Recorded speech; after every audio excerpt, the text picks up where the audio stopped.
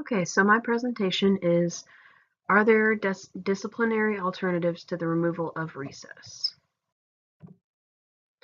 The problem that we face nowadays is the same students are often being disciplined and they don't show any improvement in behavior. By taking away recess, students face a variety of negative consequences. So our question today is, how can we fix this problem? Is there a way to ensure better behavior while also allowing students time for recreation and a break from the classroom environment? And how big of a problem is it when students don't get recess? And here are two videos that will be linked in the description at the bottom. Can't play them right now, but if you want to pause the video, go watch them and then come back, we will resume. Okay, so the key points from the videos. The first video suggested multiple possible solutions that you could implement in your classroom. One of them was to have a conference intervention with the child at the end of the day. And you could have that at the end of the day, before lunchtime, any free time you have. And it wouldn't even have to be very long, just a few minutes. One of my favorites that I liked was the self-management plan with check-in, because it teaches your students to be responsible for their actions, and I think they would be really likely to actually do that. I think they would kind of enjoy it. And then the third one is assign a new seating location, so that perhaps maybe if they just need more time to focus and they don't do well at a group seating area, you can seat them by themselves, or perhaps if they do better, partner them up with another student. And the second video talked about creating a menu of consequences so that you have a variety of positive consequences that you can refer to. I liked that this video stated that a consequence isn't supposed to be something negative, it's supposed to be something positive. It's kind of like a remediation. So some of the options were, you want to make sure that on your menu of consequences that you create options to fit the behaviors that are beneficial. You want to keep the consequences in the classroom. Some of the ideas that I really liked that she mentioned were, if the student creates a mess intentionally, have them shadow the janitor.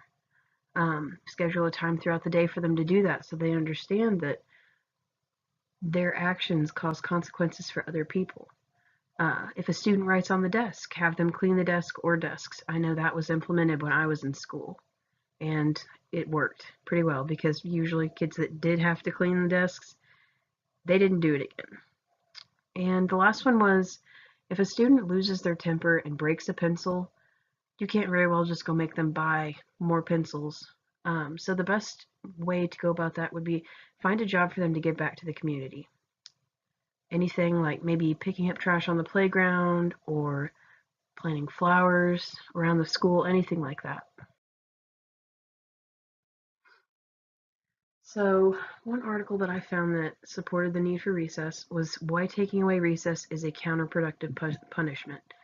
And this was on like a site mostly for talking about the needs of students with ADHD, but it had some really good points. It showed that research shows that students who enjoy a full recess show improved attention, working memory, which is the ability to retain instructions while performing a complex task.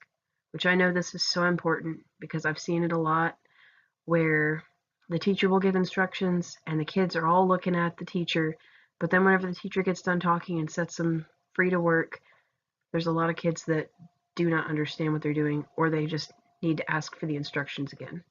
And it also improves student mood after being active. An idea to do in your classroom is to reward timely work completion with extra recess. Taking it away can harm the whole class, because if you have one student that acts out when they don't get recess, it affects the learning ability of all your students. And then recess is how students can help build and grow social skills.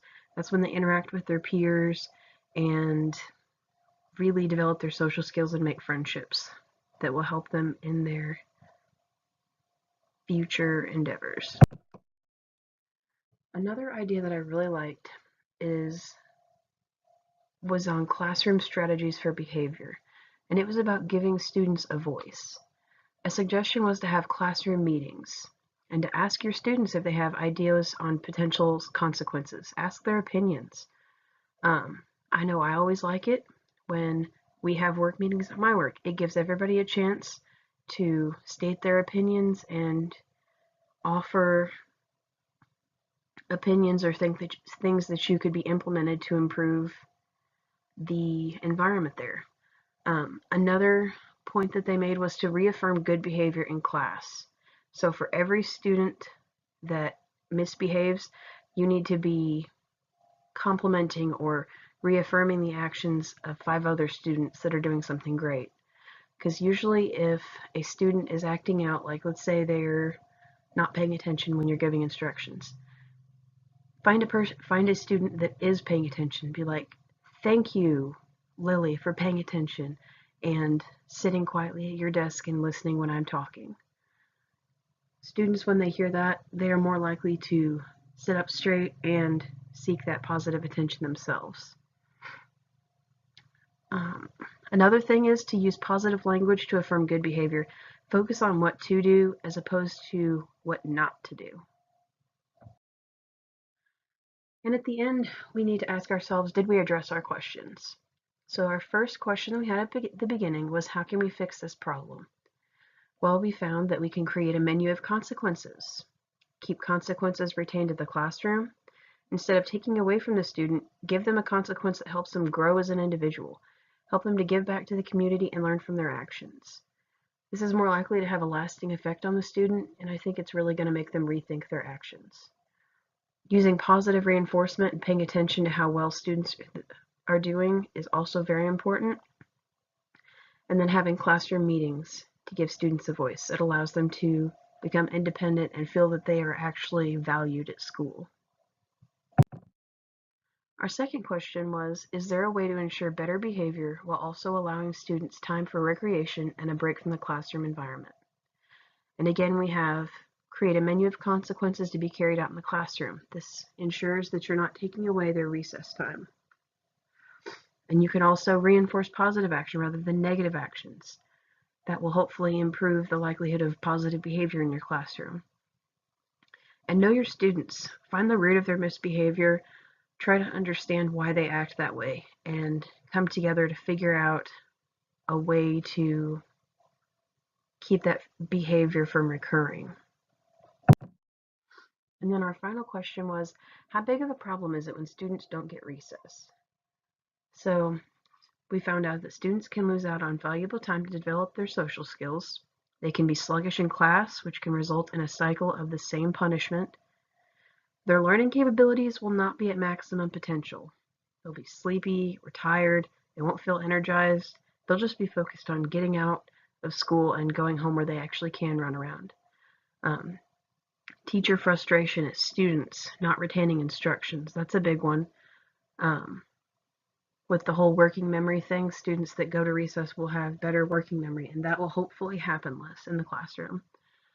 And an antsy student can lead to a disruptive atmosphere for the whole class. It can affect everybody if one student does not get to enjoy their recess. So in conclusion, we found that recess is important for many reasons, and it's not just important for the one student, but for their peers as well. And there are many alternatives that you can implement as opposed to taking away recess, and all of them are beneficial to the students and to the teacher. And then lastly, we found that taking away recess is not a solution that is conducive to student learning or behavior management.